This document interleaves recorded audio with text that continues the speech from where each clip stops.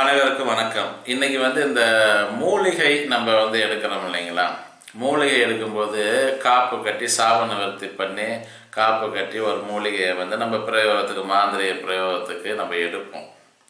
அது மாதிரி எடுக்கிற விதிமுறையில் நம்ம பல பொருள்கள் வச்சு எடுக்கும்போது அதில் கன்னி நூல் ஒரு முக்கியமானதாக பயன்படுத்துவோம். அந்த கன்னி நூலுங்கிறது என்ன அப்படிங்கிறத நம்ம அதை எப்படி தயார் பண்ணலாங்கிறத பற்றி இந்த வீடியோவில் தெளிவாக நம்ம பார்க்கலாம். அதாவது கன்னி நூல்னாலுமே நம்ம மஞ்சளை தடவி நம்ம செய்கிற வழிமுறை இருக்குது. அதனால் ஒன்றும் தப்பு இல்லை. ஆனால் இருந்தாலும் அதை எப்படி தயார் பண்ணலாம், ஒரு ஒரிஜினல் கன்னி நூலுங்கிறது என்ன அப்படிங்கிறத பற்றி இந்த வீடியோவில் நம்ம தெளிவாக பார்க்கலாம். அதாவது ஒரு பருத்தி செடியில் நம்ம விதைச்சி அதுலேருந்து அதை வளர்ந்து முதல் காய் விடுறது இல்லைங்களா? அந்த முதல் காய் விட்டு பூ பூத்தும் காய் விட்டு அது அந்த பருத்தி வெடிக்கும். அது அந்த காய் விட்டு பிஞ்சானத்திலிருந்து 3 அமாவாசைக்கு அதை நம்ம எடுக்கக்கூடாது. 3 அமாவாசைக்கு செடியிலே இருக்கணும். அப்படி நம்ம வெடித்து இதாகுதுன்னா நம்ம சீல்டு பண்ணிடணும். அதுக்கு சீல் பண்ணி வச்சிட்டோம்னா அது அப்படியே இருக்கும்.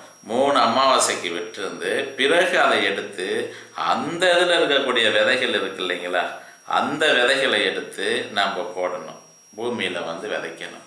அப்படி பூமியில் விதைச்சி திரும்ப அதில் தளைஞ்சு நமக்கு அதில் முதல் காய் விட்டு நமக்கு அந்த பருத்தி வெடிக்குது இல்லைங்களா, அந்த பஞ்சில் இருந்து நம்ம நூல் திரித்து நம்ம அதுதான் அந்த நூல் நூக்கணும். அந்த நூல் நூற்றி எடுத்து அதை ராட்டையில் விட்டு நூலாக நூற்றி எடுத்து நம்ம அதுதான் ஒரிஜினல் கன்னி நூல். கன்னி நூல்னால் மஞ்சள் கலராக இருக்கிறதெல்லாம் கன்னி நூல் இல்லை, நமக்கு வெள்ளையாகவே இருக்கும் கன்னி நூல். அதான் ஒரிஜினல் கன்னி நூலுங்கிறது. அந்த நூலில் கட்டி எடுக்கும்போது நம்ம செய்யக்கூடிய காரியங்களில் விக்கனங்கள் இல்லாமல் காரிய அனுகூலங்களாகும். நம்ம எதை நினச்சி அந்த செடிக்கு அந்த மூலிகைக்கு நம்ம காப்பு கட்டி சாதனவர்த்தி பண்ணி காப்பு கட்டுறோமோ அதில் எந்த விதமான தடங்கல்கள் இல்லாமல் நம்ம மனசில் நினைக்கிற காரியம் வெற்றி பெறும்.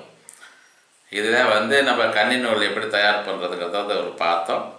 சரி, சந்தோஷம், மகிழ்ச்சி.